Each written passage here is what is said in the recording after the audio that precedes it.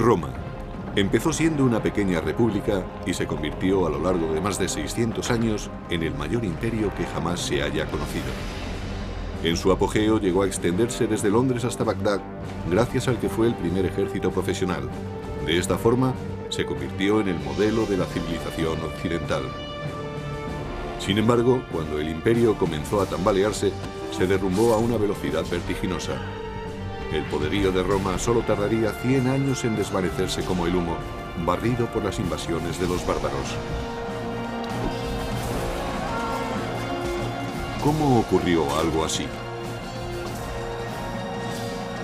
El Imperio Romano, la primera guerra bárbara.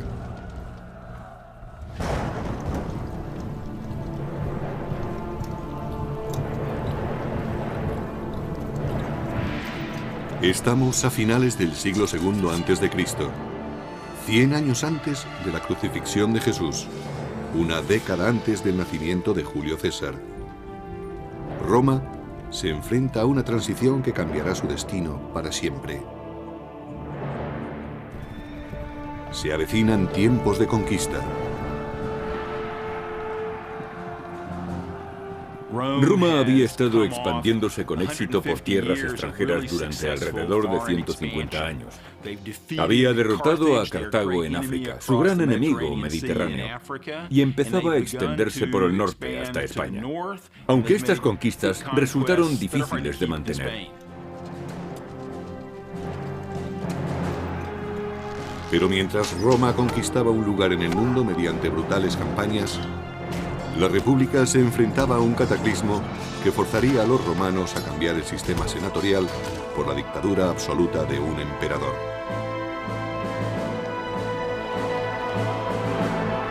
Todo empezó con la primera guerra con los bárbaros. En el año 113 a.C., Roma era dueña absoluta del Mediterráneo, pero junto con los territorios conquistados aparecieron nuevos enemigos. Los romanos sabían que había otras gentes más allá, especialmente al norte, y que eran incluso más temibles que los ejércitos que habían derrotado anteriormente. Les preocupaba que aquellas gentes invadieran Roma. Más allá de las fronteras romanas, los soldados se enfrentaban a una clase desconocida de guerreros. Los llamaban bárbaros, una palabra que significaba extranjero y rudo. Cualquiera que no siguiera las costumbres ni hablara las lenguas clásicas latino o griego era considerado alguien diferente, un bárbaro. Para los romanos estas gentes eran inferiores porque eran mucho menos civilizados que ellos. Solo la escarpada cordillera de los Alpes mantenía a raya a los bárbaros del norte. Desde el punto de vista de los romanos, la cordillera de los Alpes al norte de Italia era la barrera que los mantenía separados de las invasiones. Pero los romanos no controlaban aquella barrera. Sabían que podía ser rebasada en cualquier momento y temían que el enemigo entrara en Roma a través de ella.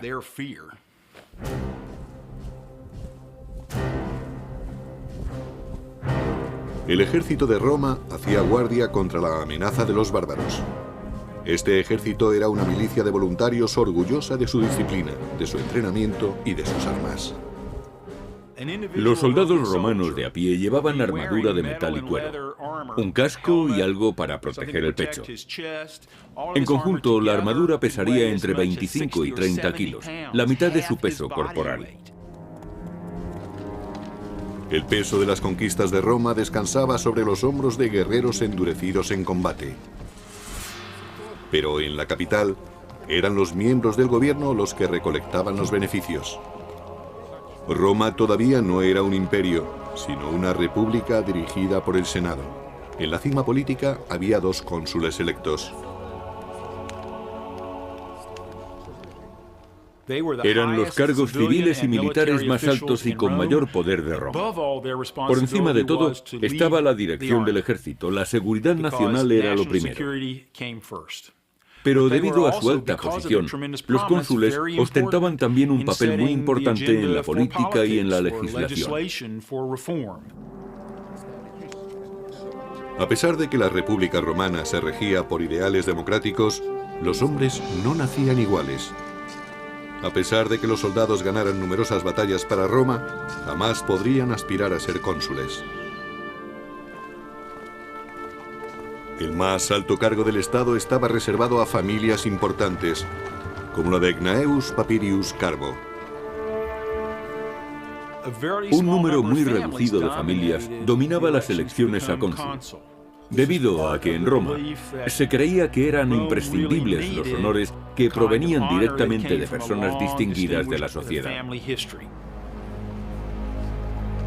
Al expandirse Roma, los honores dejaron de basarse en el mérito para hacerlo en el dinero.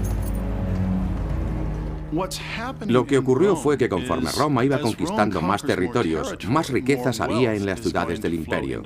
Y las riquezas ligadas al poder corrompían a ciudadanos y aristócratas por igual. Según se conseguía más poder con las riquezas, más atractivas eran estas para la sociedad romana y más peso tenían en la política. Gracias a su fortuna, Carbo pudo comprarse el puesto de cónsul. El sistema electoral en Roma, a finales de la República, era extremadamente corrupto. Había personas que otorgaban toda clase de prebendas, hacían regalos o simplemente pagaban para conseguir votos. Pero al norte de Europa, una peligrosa tribu desconocida hasta entonces, la de los cimbrios, avanzaba desde sus poblados hacia territorio romano.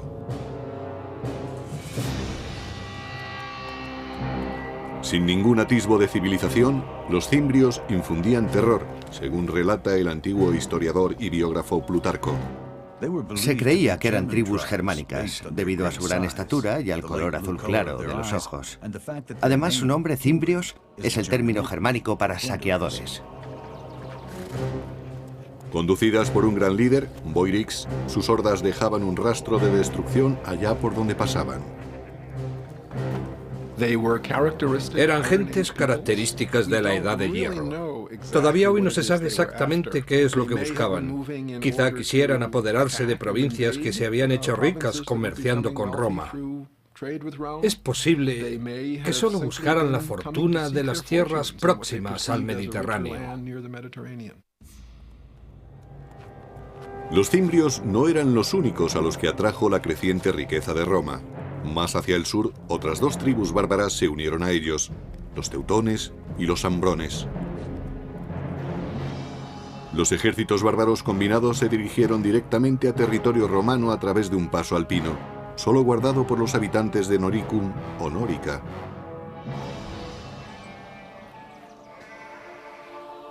Aunque Nórica no era territorio romano, su proximidad hacía que su gente estuviera fuertemente ligada a la República Romana. Nórica era una región situada en el territorio que ocupa la Austria moderna. Los romanos llamaban a sus habitantes Norici debido al nombre de la región, Noricum. Los Norici controlaban los pasos alpinos. Los romanos comerciaban también con los Noirici, pues tenían fama por su habilidad en el trabajo de los metales preciosos y del hierro. La riqueza de los Norici se basaba fundamentalmente en materias primas tales como oro, plata y sal. La minería de la sal era muy importante en los Alpes. Los romanos necesitaban grandes cantidades de sal para usarla como conservante y requerían ese conservante permanentemente. Los pueblos de Nórica eran una tentación irresistible para los despiadados guerreros cimbrios. No les faltaban armas, por lo que podían iniciar un saqueo en cualquier momento. En el segundo y primer siglo antes de Cristo, los cimbrios tenían espadas, lanzas y escudos. Los cascos eran muy raros, pero estaban equipados con un armamento muy efectivo. Pero los bárbaros ansiaban algo más que las riquezas de los habitantes de Nórica. Los bárbaros del norte emigraban para conquistar nuevas tierras. Su objetivo no era simplemente realizar una incursión y marcharse. Querían vivir cerca de Roma. Los artesanos de Nórica no tenían ninguna posibilidad contra los guerreros del norte.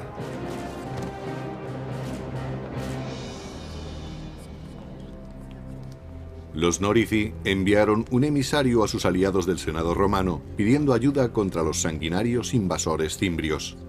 Para ello se dirigieron al aristócrata Carbo, cuyas maniobras políticas habían dado finalmente sus frutos.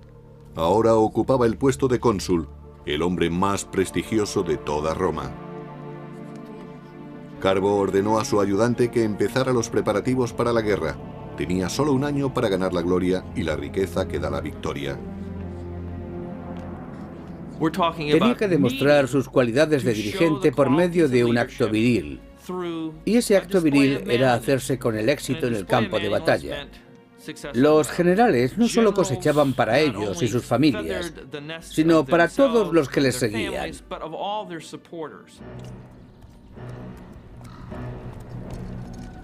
Carbo aceptó el reto y llevó sus tropas a Nórica. A pesar de su total inexperiencia en las artes de la guerra, estaba ansioso por demostrar que era algo más que un acaudalado senador. Llegó a Nórica apoyado por los soldados del ejército romano. Tras un siglo de victorias, estos soldados tenían plena confianza en sí mismos. Los cimbrios se defendieron diciendo que no sabían que no podían estar en aquel territorio y les mandaron embajadores. Los bárbaros no habían visto nunca una fuerza tan bien equipada y disciplinada. Su caudillo, Boirix, le dijo a Carbo que su gente solo quería regresar a su hogar pacíficamente, y Carbo estuvo de acuerdo en que se marcharan. Pero hay poca gloria en una tregua, y el general romano preparó un plan para conseguir la victoria que tanto necesitaba. Carbo simuló que iba a negociar, pero envió sus tropas por un atajo para atacar a los cimbrios antes de que regresaran los embajadores. Esperaba así conseguir el triunfo. Pero su plan fracasó. El cónsul romano Carbo consiguió engañar a los cimbrios, pero fue precisamente ese engaño lo que le trajo la desgracia. Algunos embajadores cimbrios lograron sobrevivir y denunciaron la traición de Roma al regresar a su campamento. Furiosos, los bárbaros juraron que no cejarían hasta cobrarse una sangrienta venganza.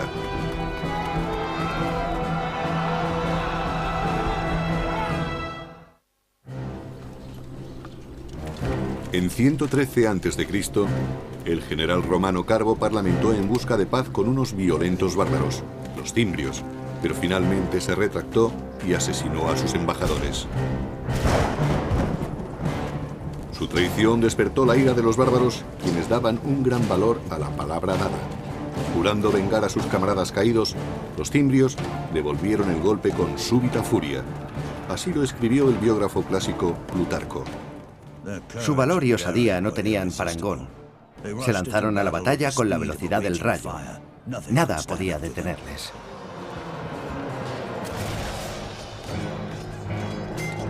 Conducidos por dos caudillos, Boirix de los cimbrios y Teutobocus de los teutones, los bárbaros avanzaron en oleadas incontenibles. Por la arqueología sabemos que disponían de buenas armas, tan buenas como las de los romanos. Hoy sabemos que estaban organizados militarmente, es decir, que la infantería estaba dirigida por oficiales, pero los romanos no se dieron cuenta de ello hasta que fue demasiado tarde. Carbo se encontró repentinamente desprovisto de las comodidades y privilegios de la vida política de Roma. Allí el lenguaje del poder era hablado con sangre y acero. Como cónsul magistrado jefe de la guerra, había fallado miserablemente. Debido a que el cargo de magistrado jefe de la guerra solo duraba un año, quien lo ocupaba solía ser un novato en el campo de batalla. Era frecuente que la dirección de la guerra estuviera en manos de ineptos y que ocasionalmente acabara en un desastre para Roma. La batalla de Nórica fue uno de esos desastres. Al final, los romanos evitaron ser masacrados gracias a una tormenta descomunal que descargó con fuerte aparato eléctrico truenos y lluvia.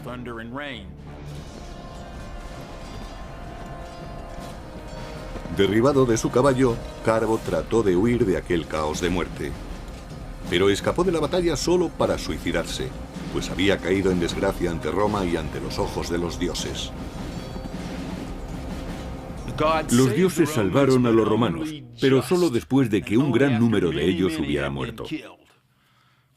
Dedujeron que los dioses estaban descontentos con el comportamiento de Roma. A pesar de lo ocurrido, los romanos siguieron creyendo que solo los aristócratas podían conducirlos a la victoria. Los romanos creían que lo antiguo era lo bueno y que lo nuevo era peligroso. Por eso los políticos y líderes preferían personas procedentes de una familia con un amplio historial.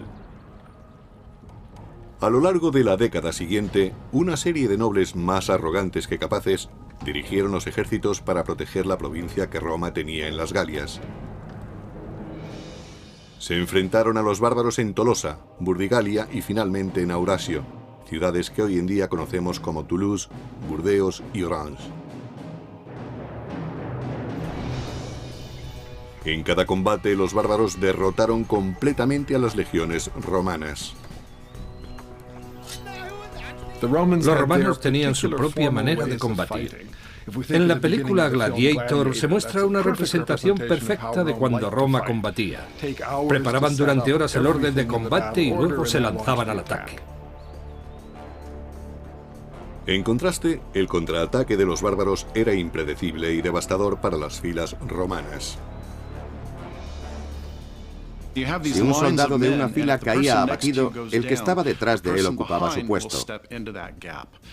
Los soldados veían la muerte muy de cerca.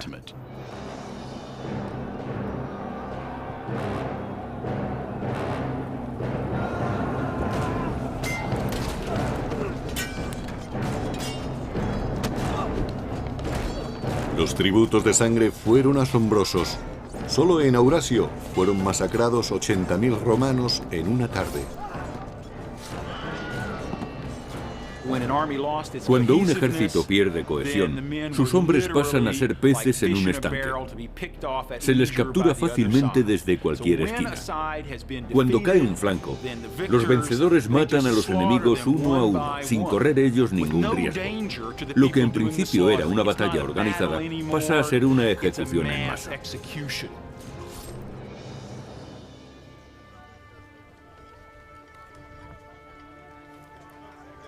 En el año 105 a.C., los cimbrios y sus aliados deseaban algo más que la sangre y el botín de Roma. Algunos miembros del clan habían ido allí a echar raíces. Eran agricultores y comerciaban con sus productos. Vivían en pequeños poblados. Cultivaban trigo, cebada, centeno, avena y mijo, una amplia variedad de cereales. También cultivaban lentejas, garbanzos y habas. El ganado era extremadamente importante. Criaban cerdos, cabras y corderos. La nueva situación alarmaba a los romanos. Para ellos, la amenaza no eran solo los guerreros bárbaros, sino también sus mujeres. La presencia de las mujeres indicaba a los romanos que los invasores habían llegado para asentarse. En otras palabras, eran grupos que llegaban para alterar significativamente la forma de vida romana, amenazando a sus valores fundamentales. Si solo fuera una incursión, no serían más que un grupo de jóvenes a los que podrían manejar fácilmente. Pero si traían a sus mujeres, se trataba de un fenómeno migratorio para establecerse que requería una solución más firme y a largo plazo. Se necesitaba un general que pudiera derrotar a los bárbaros de una vez por todas. El héroe que Roma buscaba desesperadamente emergió en otra frontera problemática a unos 1500 kilómetros, en Numidia, parte de la Argelia actual. Durante 8 largos años, los romanos solo habían experimentado derrotas, hasta ahora. El nombre del Salvador era Mario. Con arrojo e inteligencia, aplastó a los ejércitos numidios del pérfido rey Yugurta.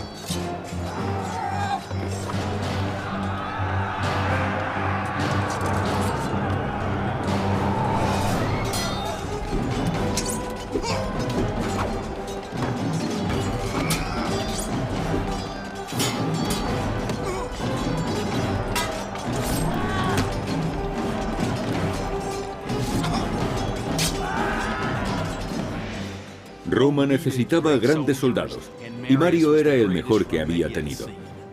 Era un gran jefe, sabía elegir el momento y lugar adecuados para presentar combate y cómo ganarse la lealtad y el afecto de sus soldados. Cavaba trincheras junto a ellos. Comía la misma comida y estaba en mejor forma que ellos, aun siendo los soldados mejor preparados del mundo. Y lo hacía con naturalidad, pues Mario no era ningún aristócrata y hablaba con orgullo de sus orígenes humildes. No sé quiénes fueron mis antepasados, pero puedo enseñar mis medallas y otros honores militares, por no hablar de mis cicatrices, todas ellas ganadas en batalla. Estos son mis títulos de nobleza.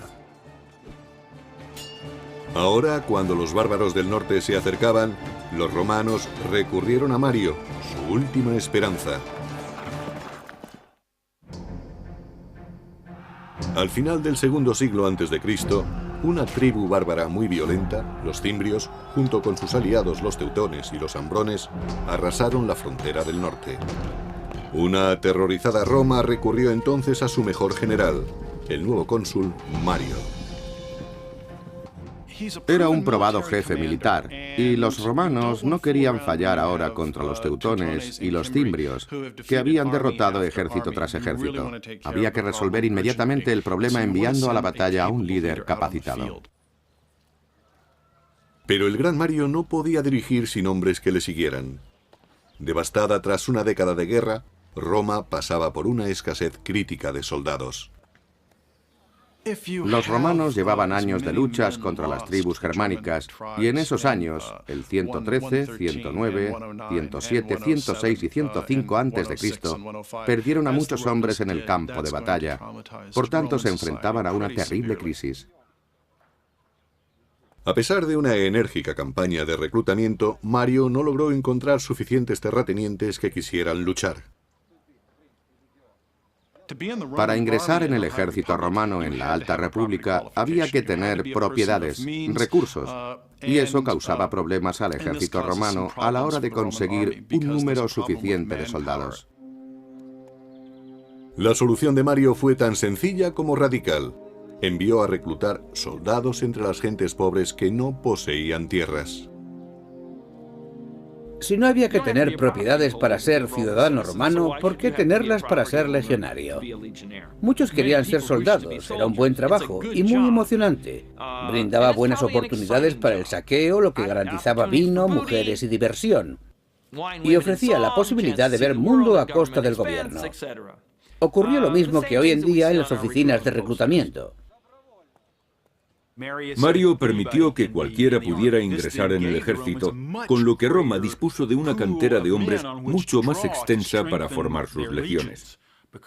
En la sociedad romana convivían muchísimos más pobres que gente de clase media.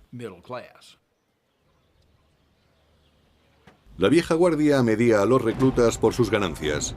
Mario eligió a los suyos por su aptitud para el combate. Si podían enfrentarse a un legionario, podrían enfrentarse a los bárbaros. Al extender la búsqueda de legionarios a todo el proletariado, se consiguió inmediatamente que el soldado corriente dependiera aún más del éxito del jefe. Se suponía que el general debía mantener a los soldados que trabajaran bajo sus órdenes y ser generoso con ellos. Atraídos por la promesa de ganar riquezas, surgió una nueva clase de soldados romanos. Mario prometió darles todas las armas y formación que necesitaran. Os enseñaré a derrotar al enemigo, a no temer más que a la desgracia, a dormir en el suelo y a luchar con el estómago vacío. En el año 104 a.C., Mario se dirigió con su ejército a las Galias para enfrentarse a los cimbrios. Por suerte para los romanos, Los bárbaros eligieron ese preciso momento para abandonar las Galias e invadir Hispania. Aquel error táctico dio a Mario un tiempo precioso.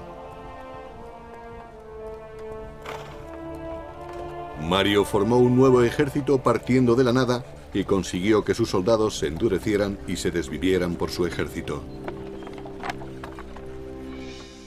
Mario introdujo muchas innovaciones en el ejército. Entre otras cosas, distinguió cada legión con un águila de plata como estandarte. También entrenó a sus hombres para que llevaran su equipo. Así se desplazaban más rápidamente. Pero a veces iban tan cargados que decían de sí mismos que eran las mulas de Mario. Por tanto, no necesitaban animales de carga para llevar a su ejército al combate. Ellos mismos hacían de mulas. Aquello les hacía más efectivos, más flexibles. Fue precisamente esa flexibilidad de las legiones lo que hizo que triunfaran las reformas de Mario, además de la estandarización del equipo. Bien equipados y unificados en espíritu, los soldados de Mario estaban listos para luchar, pero aún no habían sido probados en combate. Pasaron 2 años sin que aparecieran los bárbaros, pero seguían inspirando temor. Los romanos ignoraron los antiguos límites del mandato consular y reeligieron cónsul a Mario como magistrado jefe de la guerra. Para resolver parte del problema de la amenaza del norte, le dieron a Mario un mando extraordinario en los años 104, 103, 102, 101 y 100 para que siguiera siendo cónsul. Lo reeligieron una vez tras otra. Finalmente, la amenaza fantasma se hizo real en el año 102 a.C. Los cimbrios, teutones y ambrones partieron del norte y del oeste en dirección hacia Roma. Mario construyó una fortaleza cerca de Aurasio y envió otro destacamento para proteger Nórica. Sobre todo, debían proteger los accesos alpinos a Roma. Al cabo de unas semanas, la mitad de la horda de teutones y ambrones rodeaban el fuerte de Mario. Una visión terrible, según Plutarco. Sus tropas parecían infinitas. Su visión era espantosa. Su forma de hablar y sus gritos no se parecían a nada que hubieran oído antes. Sin embargo, Mario obligó a sus soldados a fijarse en ellos y a aprender. Mario era un militar brillante. Conocía la vida, la forma de pensar y la psicología de los soldados. Mario hizo que la República Romana confiara en que podían derrotar a los bárbaros más fieros del mundo. La fortaleza se mantuvo, y aunque los teutones y los ambrones no pudieron pasar, una fuerza de 150.000 hombres se dirigió hacia el sur en busca de otro paso entre los montes. Los romanos le siguieron a la distancia, sin prisas, esperando el momento y el lugar oportuno. Mario eligió el campo de batalla perfecto desde donde lanzaría el poderío de su poco convencional ejército.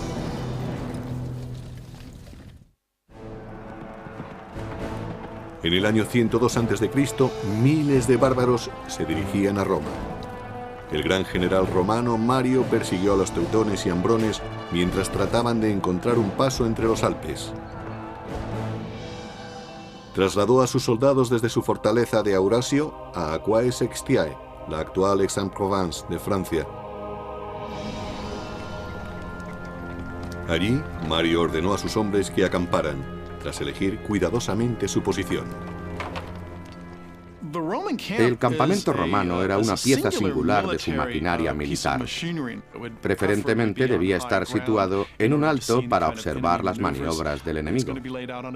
Tenía forma de cuadrícula y estaba rodeado de un foso profundo con un terraplén que conducía directamente a él, conocido como Ager. Todos tenían una misión que cumplir. Solían tener una característica adicional que este campamento particular no poseía. De acuerdo con Plutarco, Mario eligió una posición que no estaba bien abastecida de agua. Se dice que lo hizo deliberadamente para animar a sus soldados a la lucha. Cuando se quejaban de que tenían sed, Mario les señalaba un río cercano al campamento bárbaro y les decía: allí tenéis agua para beber, pero hay que pagarla con sangre. A las orillas del Ródano, asentados en dos grandes campamentos, los ambrones y los teutones tenían toda el agua que querían para beber. Convencidos de que los romanos no eran problema para ellos, los ambrones se entregaron a los festejos. Los romanos, especialmente los soldados corrientes, tenían miedo a los bárbaros que estaban más al norte, los de climas más fríos. Los climas extremos endurecían a los hombres.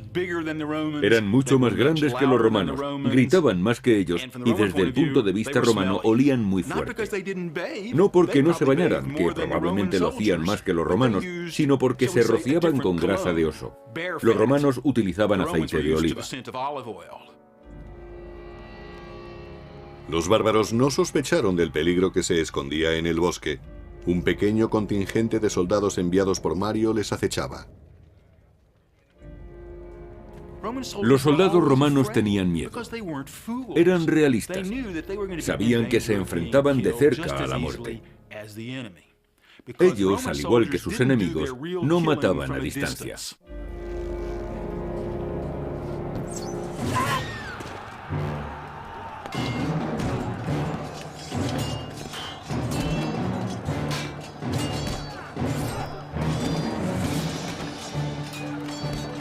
Las mulas de Mario se lanzaron al ataque, pero los bárbaros acudieron rápidamente en masa para contraatacar. Cuando la derrota parecía cernirse sobre los romanos, Mario mandó refuerzos. Los romanos empujaron a los ambrones hacia su campamento, donde la batalla tomó un extraño rumbo.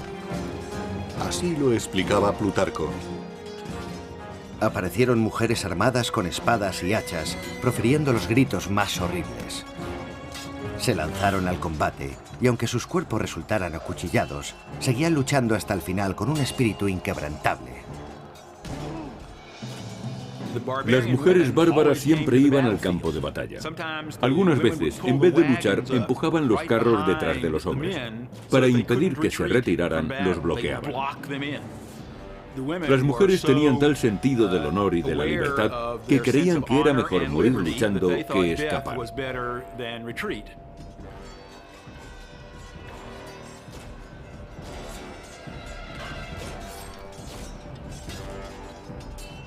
Para los romanos, aquellas mujeres resultaban increíblemente valientes y bravas. Creían que los bárbaros aceptaban los mayores riesgos al traer a sus familias al campo de batalla. Lo arriesgaban todo a una jugada. Su lema era vencer o morir, y eso incluye a todos, hombres, mujeres, niños y recién nacidos. Pero los romanos también tenían algo que proteger, su tierra y su honor. Con las artes que Mario les había enseñado, consiguieron su primera victoria contra los invasores germánicos en más de una década.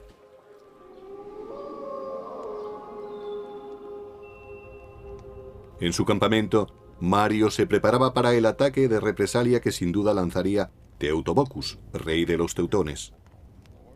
En Aquae Sextiae se enfrentó a una situación táctica realmente difícil. Como de costumbre, el enemigo era muy superior a los romanos, pero Mario supo elegir el momento y el lugar adecuados. Por eso escogió el terreno con sumo cuidado. Mario dispuso una trampa con Claudio Marcelo, un capitán de su confianza. Marcelo y otros 3000 hombres entraron en los bosques por detrás del campamento teutón y se mantuvieron allí escondidos hasta que empezó el combate. Según Plutarco, los bárbaros cargaron colina arriba contra el campamento romano tal y como había previsto Mario, y allí se encontraron con una muralla de espadas. El mismo Mario peleó en primera fila, poniendo en práctica las órdenes que daba a sus soldados. Estaba tan bien entrenado como el que más, pero su osadía sobrepasaba a la de cualquiera. Esta batalla era la prueba de fuego para las tácticas de Mario. Había conseguido que sus soldados fueran lo suficientemente fuertes para permanecer en pie con toda su armadura y seguir en su puesto manteniendo la disciplina, incluso cuando el enemigo atacaba con fiereza. A continuación, se lanzaban contra ellos con sus espadas a modo de cuña móvil que caía de la colina despedazando las tropas enemigas. Cuando Mario y sus hombres forzaron a retirarse a los bárbaros, Marcelo y sus cohortes salieron del bosque. Peleando juntos hicieron que se desvaneciera cualquier esperanza de retirada del rey Teotobocus y sus guerreros. El número de bajas era incalculable. Los romanos masacraron más de 100.000 teutones. El resto pasaron a ser esclavos, botín de guerra que haría ricos a las mulas de Mario y a sus ayudantes. Se preocupaba no solo de sus soldados, sino también era muy generoso con los romanos de todas las clases sociales. Mario, al monopolizar el poder desde las alturas, se convirtió en un ejemplo a seguir, incluso para la clase senatorial. Animados por la fiebre bárbara, los romanos eligieron de nuevo a Mario para el puesto más importante de Roma. Sería cónsul durante un quinto periodo, algo que no tenía precedentes. Tenían tanto miedo de que los bárbaros cruzaran los pasos de los Alpes no controlados por los romanos y que destruyeran y saquearan Roma, que la política fue dejada a un lado. Pero Roma no estaba a salvo aún. Mario había derrotado solo la mitad de las hordas bárbaras. Los cimbrios, los más temibles, todavía acampaban por su cuenta. Mientras Mario estaba en Roma, los cimbrios rebasaron las fortificaciones en Nórica. El enemigo había traspasado al fin las fronteras de Roma y cabalgaba por la llanura del Po. Pero solo un hombre tenía el valor y la inteligencia necesarias para resolver esta nueva crisis, el cónsul Mario. En el año 102 a.C., las mulas de Mario masacraron la violenta tribu de los teutones en el sur de las Galias, destruyendo la mitad de la fuerza bárbara. Pero entonces la tribu de los cimbrios cruzó los Alpes austríacos. Desde Roma, Mario se dirigió rápidamente a la llanura del Po, jurando eliminar a los bárbaros para siempre. Cuando Mario llegó al campamento romano, los cimbrios mandaron un mensajero. No querían atacarles, sino presentar una demanda. Los cimbrios dijeron a Mario que no querían pelea. Estaban allí porque deseaban tierras, como las que había recibido su tribu vecina al otro lado de los montes de Francia. Al parecer, los cimbrios no sabían nada de la derrota de sus camaradas teutones. Entonces Mario, con una sonrisa sarcástica, les dijo: no tenéis que preocuparos. Vuestros hermanos ya tienen sus tierras, y estamos deseosos de daros las mismas tierras a vosotros. Con eso quería decir que les darían una fosa. Incrédulos, los cimbrios pidieron pruebas. Así lo explicaba Plutarco. Mario, fingiendo solemnidad, les dijo: vuestro amigo está aquí, no os vayáis sin saludarlo. Y ordenó que Teutobocus, rey de los teutones, fuese llevado ante él cargado de cadenas. Mario no firmó ningún tratado con los cimbrios y su enviado se marchó jurando vengar a su aliado vencido. A pesar de la reciente victoria de Mario contra los bárbaros, los romanos seguían en franca inferioridad numérica frente a los guerreros del norte. Con una batalla en perspectiva, el gran general ordenó sacrificar un animal. Los romanos siempre hacían un sacrificio antes de entrar en combate, para saber si los dioses estaban de acuerdo con su plan bélico. Eso no garantizaba la victoria, pero les daba esperanzas. Los romanos creían seriamente en los presagios. La fe de los romanos era su escudo frente a la abrumadora superioridad del enemigo. Al término del siguiente día se produciría un sacrificio de sangre y esa sangre estaría en manos de los dioses. Mario examinó las entrañas del carnero buscando un signo y encontró que los cielos le favorecían.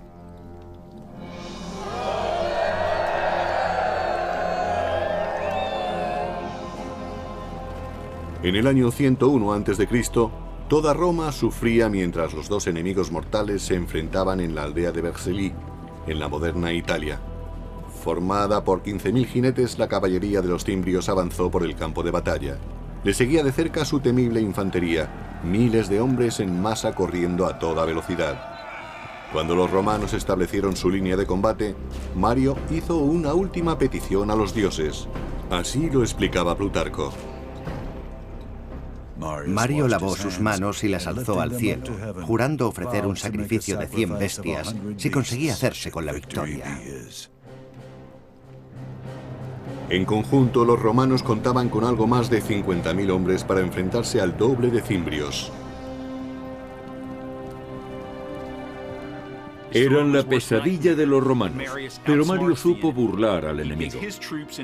Situó sus tropas de forma que el sol saliera por detrás de sus soldados para que cuando estuviera en el cenit se reflejara en las armaduras y éstas proyectaran destellos.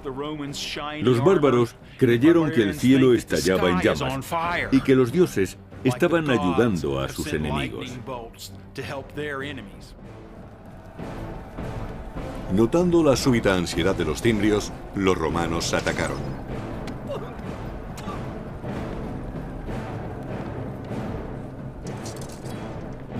Los romanos tenían honderos y arqueros, pero la infantería era su principal fuerza de combate. Eran hombres que no flaqueaban ni al ver la sangre ni al escuchar los gemidos de los que morían. No podían saber a quién tenían detrás o a su lado porque llevaban casco. Apenas sí podían ver lo que tenían por delante. Necesitaban un valor y una voluntad extraordinarios para sobreponerse al miedo. En Vercelli, los romanos mataron a 120.000 cimbrios y, lo que es más importante, acabaron con los temores que habían amenazado a Roma durante 13 años.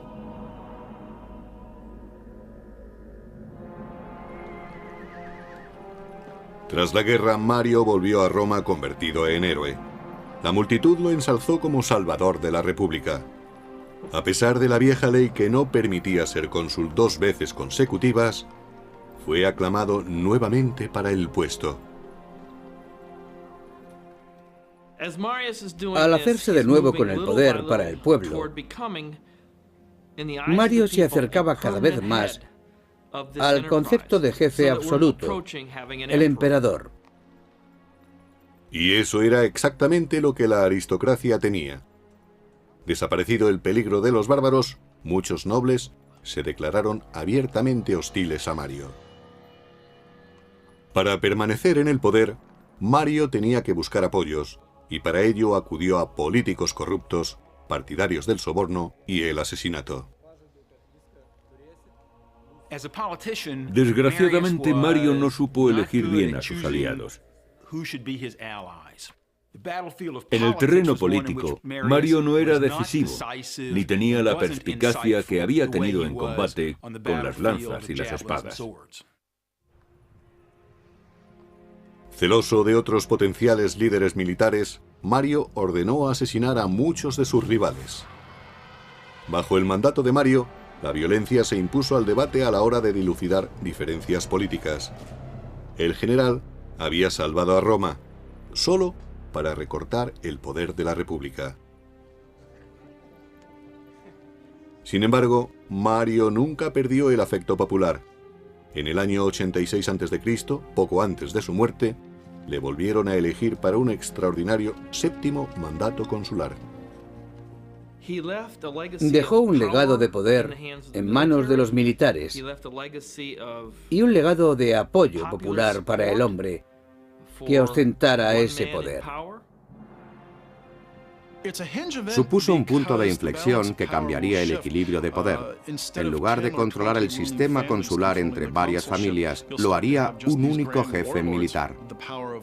A partir de ese momento, el poder del dinero y el respaldo popular serían usados tanto como apoyo como para amenazar a los enemigos políticos.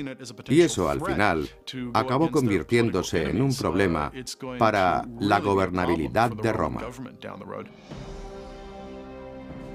Cuando el imperio comenzaba a deslizarse lentamente hacia la dictadura, Roma entraría en un periodo de injusticia política y en una guerra de la que jamás se libraría.